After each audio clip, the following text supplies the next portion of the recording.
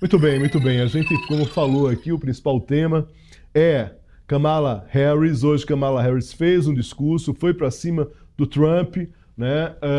E também teve pesquisa aí da Reuters, uma pesquisa nacional, que é uma pesquisa complicada.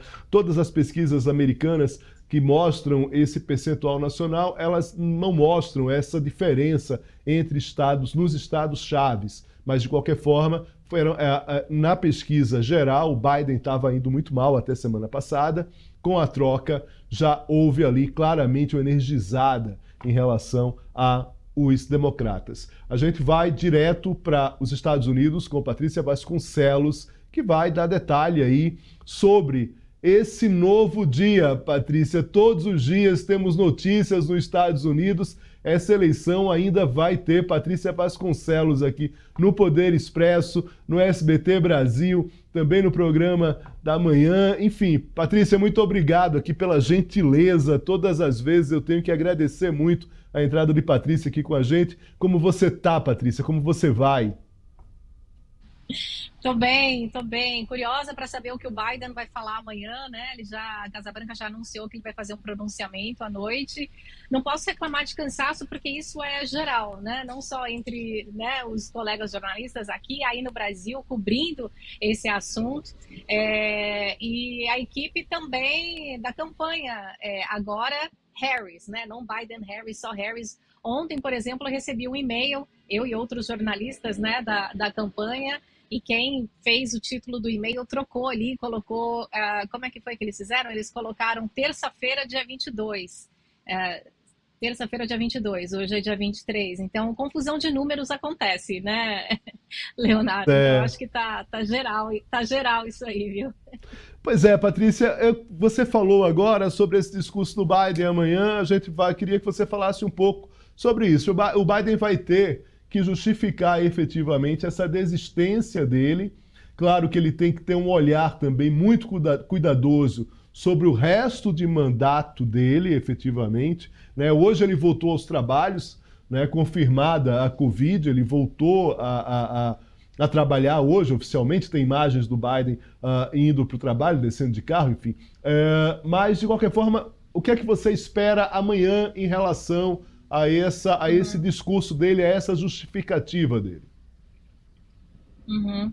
Bom, ele vai dizer que é o melhor para o partido, que é o melhor para o país, e vai acabar, não vai ter jeito, né, Leonardo, contradizendo ele próprio, né? Porque ele próprio, há poucos dias, disse em uma entrevista concedida para uma rede de TV aqui que ele entendia, né, naquele momento, que ele era o melhor nome, o nome mais forte para vencer Donald Trump, que ele tinha total capacidade.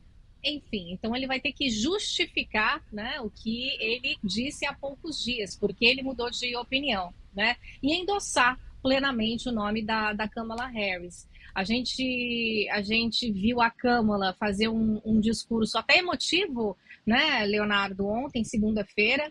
Ela viajou para Delaware e fez um discurso para os funcionários da campanha, né? Agora Harris, interrogação, a gente ainda não sabe quem vai ser o vice ou a vice, né, na chapa, se ela realmente for, né, a escolhida pelo Partido Democrata. E o Biden participou por telefone, então ela falava para os funcionários ali de campanha, né, para o comitê, para as pessoas que trabalham já há bastante tempo com o Biden e com ela, e ele estava no telefone. Então, ela disse muitas vezes, repetidas vezes, que o respeita muito, que ele e a Joe Biden são família, e enfim, ela fez muita questão nesse primeiro momento, Leonardo, de fazer reverência mesmo, sabe, ao Joe Biden, ele ali presente pela voz, sabe, uma chamada carinhosa. Então me pareceu assim, ela fazendo reverência, né, quase não pedindo desculpas pelo que aconteceu, mas tomando muito cuidado, né, para mostrar respeito ao Biden, que segue presidente, e já está de volta aqui em Washington, ele já chegou por aqui. Muito bem. Patrícia, como funciona um pouco isso amanhã? Esse comunicado dele, pelas informações que você tem até agora, Vai ser um comentário ao vivo? É um comentário gravado? Como vai funcionar isso? Até porque, na verdade, toda a aparição do Biden agora, em determinados momentos, eu imagino que, principalmente para vocês que estão diretamente se envolvidos aí, cria uma certa tensão em relação à própria, né? Se a gente pensar que desde o debate existiu claramente uma proteção dos assessores, dos spin doctors, dos estrategistas ali de não expor o Biden. No debate isso acabou sendo exposto de maneira efetiva, e outras aparições ele acabou cometendo algumas gafes, trocando alguns nomes. Amanhã é mais um momento decisivo, e eu queria saber um pouco de detalhes de como isso pode, como é que isso vai ser amanhã. O que é que a gente já sabe de como é que vai estar aí essa estrutura para essa declaração do Biden? Vai ser uma declaração feita em rede nacional, desde o Salão Oval, que é o escritório do presidente americano, de onde ele trabalha. Então, eles sempre montam ali, né, uma estrutura com mais de uma câmera, com teleprompter, né, com letras, com painéis, com monitores, né, grandes para que ele possa ler adequadamente. Ainda não informaram para a gente, Leonardo, o horário exato que isso vai ser. Falaram apenas que vai ser de noite, então pode ser a qualquer momento depois das 6 horas da tarde. Por tradição, ele tem feito esses pronunciamentos depois das 7 horas da noite, horário local daqui. Mas isso vai ser confirmado quando a agenda dele sair. Normalmente eles liberam no comecinho da noite, do dia anterior. Então vai ser um pronunciamento feito do Salão Oval, com uma estrutura, né, de mais de uma câmera, e ainda não sabemos se vai ser ao vivo ou gravado. É bem provável que seja gravado, né, Leonardo? Ele já fez pronunciamentos ao vivo, mais de um, do Salão Oval, mas é provável que ele faça esse gravado para ser transmitido pelas redes de TV aqui dos Estados Unidos, agências de notícia, obviamente. Sobre essa proteção da imagem dele, isso é muito perceptível. Quando ele saiu de Delaware hoje, há pouco tempo, há pouco mais de uma hora, né, os jornalistas que fazem parte do pool gritaram algumas perguntas, por que ele desistiu. A única coisa que ele respondeu quando ele estava entrando no carro, indo para a base aérea, lá perto de Delaware, foi: vocês não vão esperar para ver o que eu vou falar? Esperem para ver. Ele disse: esperem para ver. Vocês não vão esperar para saber o que eu vou falar? Foi a única coisa que ele disse, entrou no carro. E a chegada dele na Casa Branca também demonstra esse cuidado, porque normalmente quando eles querem que o presidente seja visto, né, por um maior número de jornalistas, ele chega pela parte sul da casa e o helicóptero pousa lá. E hoje não, hoje ele vai chegar de carro e só um grupo mais restrito de jornalistas vai ter acesso ao presidente. Isso indica, né, que eles preferem que ele não seja mesmo muito visto. Pelo menos até amanhã o pronunciamento, né? O desejo é que ele seja visto amanhã no pronunciamento. Patrícia, enquanto isso, a Kamala fez um discurso hoje de Wisconsin, disse que vai ser uma escolha entre a liberdade e o caos. Claramente ali já está posta como candidata, né? Claro que quando o Biden a anuncia como uma substituta ali, isso já envolve ali, por mais que não esteja oficializada ainda, ela já tem, inclusive, a maioria ali numérica em relação aos próprios, né, em relação ao próprio partido, em relação à escolha dela. Como é que a gente pode pensar, Patrícia, esses movimentos dela como vice-presidente? O que é que a gente tem de informação? O que é que você tem de informação até agora? Vamos falar que ela já esteja, tudo indica que ela vai ser a candidata. Como é que fica em relação ao próprio ambiente norte-americano dessa campanha dela? Ela tem que fazer se desvencilhar muito desse cargo de vice-presidente. Como é que funciona isso em relação a essa campanha? O que é que a gente consegue prever um pouco de como vai ser essa campanha dela?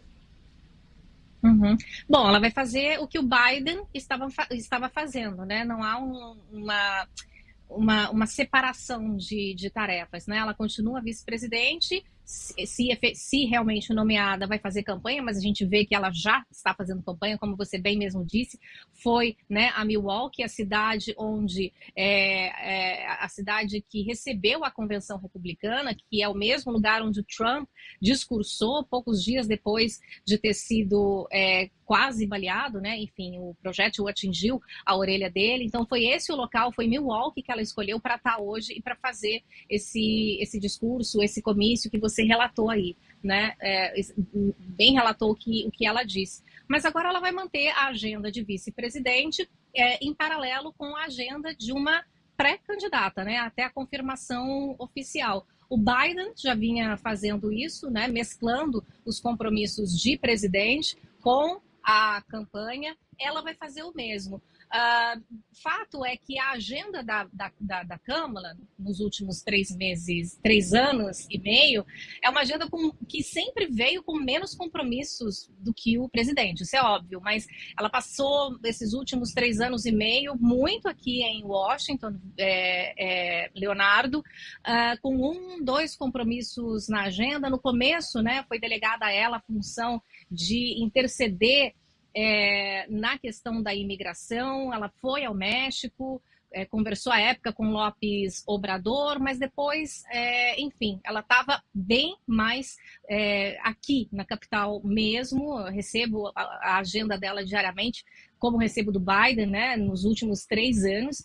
A agenda dela realmente tinha menos compromissos, então agora a agenda vai ser mais inflada, imagino, com compromissos de campanha, mantendo, né, as funções de vice-presidente e os compromissos que se referem a essa função de vice-presidente. Mas imagino que vai estar quase totalmente focada para a campanha a partir de agora.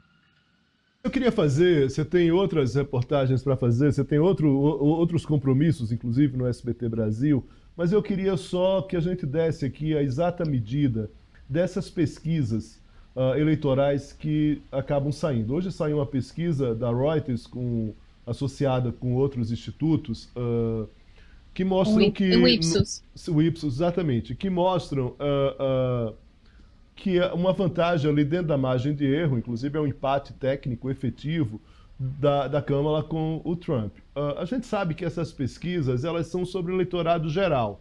Elas não consideram aqueles estados que são definidos, que são aqueles estados que quem ganhar em determinado estado acaba tendo vantagem na eleição, ao contrário do Brasil, que é uma eleição geral. Lá cada estado elege o seu nome e os delegados daquele estado, por maioria, acabam fazendo essa composição e acaba se elegendo o presidente.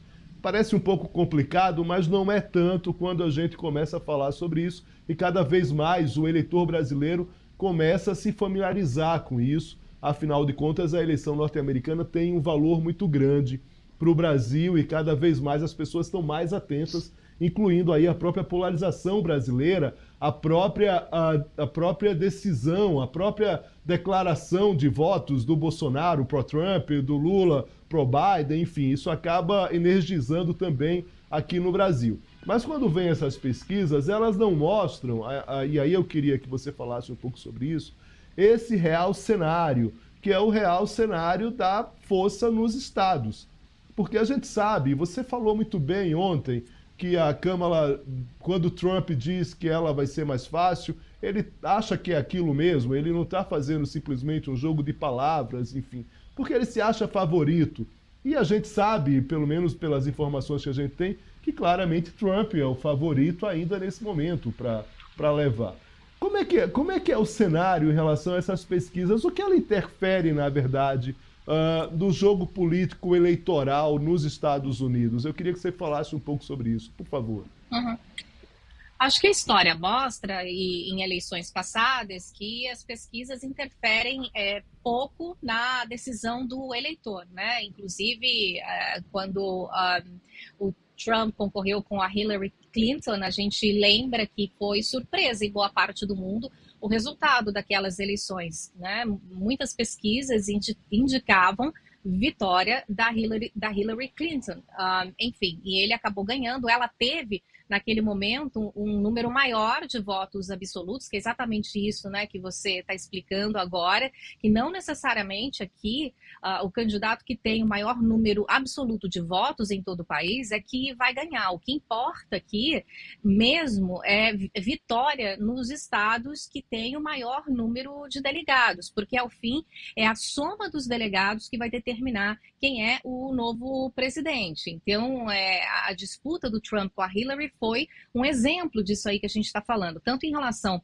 às pesquisas que acabaram não refletindo o que as urnas, né, indicaram no final, e o fato dele ter ganhado em estados com um peso maior, porque tem um número de delegados. Aqui tem pelo menos 5, 6 estados que são considerados pêndulo, né? Ou seja, uma balança, vai para cá ou vai para lá. Não tem uma tradição naquele estado dos eleitores votarem sempre para o candidato do partido X ou para o candidato do partido Y. Isso depende, vai de cada eleição. Então, as atenções estão voltadas para esses locais, né? Então, por exemplo, a Pensilvânia é um local, né? O Wisconsin também é um local, a convenção republicana foi lá. Então, quando a gente fala dessa pesquisa que foi feita ontem e hoje, uma pesquisa super recente, né? Foi encomendada pela Reuters, realizada pelo Instituto Ipsos, e aponta Harris, Kamala com 44% e Trump com 42%. Se a gente considera a margem de erro, né, Leonardo, que geralmente é de 2 ou 3 pontos para mais ou para menos, eles estão tecnicamente empatados. Mas é uma pesquisa que considera o país, né, como um todo, e não é um reflexo, um espelho da modalidade, como funciona aqui, né? Teria que ser uma pesquisa por estados. Aí é uma pesquisa que demora realmente mais tempo para fazer. Patrícia, vou ter que tratar de um último tema aqui, que é essa demissão dessa diretora do Serviço Secreto dos Estados Unidos. Ela pede demissão após o atentado contra Donald Trump. Ela assume totalmente a responsabilidade pela falha na segurança que permitiu aí que aquele atirador acertasse o presidente. De alguma forma, isso ainda está repercutindo muito, essas falhas da segurança, como é que está essa pressão, e em que momento também o próprio governo dos Estados Unidos também é pressionado em relação a esse tipo de evento, e aí, claramente, o governo Biden. Repercute sim, porque além do além do anúncio, né, da renúncia dela do cargo, essas imagens que a gente está vendo aí são de ontem, porque ela, depois de uma comissão do Congresso, falou a deputados, respondeu a perguntas deles, foi muito pressionada ontem lá no Congresso, e não dava indicativos, pelo menos ontem, de que ia renunciar, né? Ela assumiu responsabilidade pelo ocorrido, disse que o Serviço Secreto faz uma investigação detalhada do que está acontecendo para que um atentado como aquele contra o Donald Trump nunca mais se repita na história dos Estados Unidos.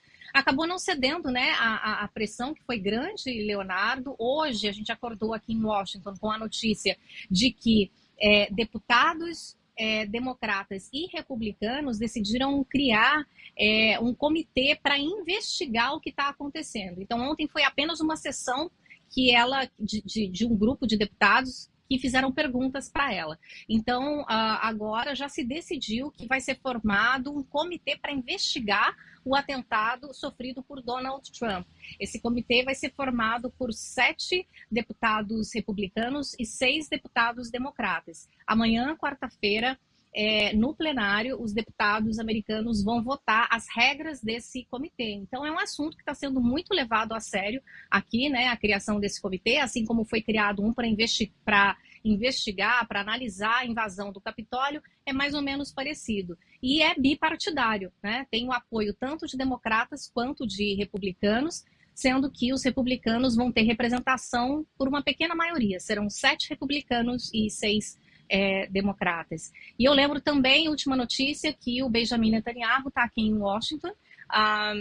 Amanhã ele vai falar para deputados lá no Congresso, às 14h, horário local. Nessas sessões maiores, assim, normalmente a vice-presidente dos Estados Unidos, independentemente de quem esteja no cargo, sempre é convidado ou convidada para abrir a sessão, para presidir. A Câmara foi convidada para presidir, né, abrir essa sessão quando o Netanyahu vai amanhã falar para os deputados, mas ela recusou. Então, ela não vai, já querendo demonstrar distância desse assunto, né? Uma vez que Biden enfrentou e enfrenta, né, críticas de democratas, especialmente os mais jovens, por conta das decisões dele em relação à guerra entre Israel e Hamas. Sensacional. Patrícia Vasconcelos aqui com informações, com análise. Muito obrigado, Patrícia. Bom trabalho para você. Muito obrigado mesmo, sempre. Forte abraço. Obrigada. Bom dia. Boa tarde. Tchau, tchau.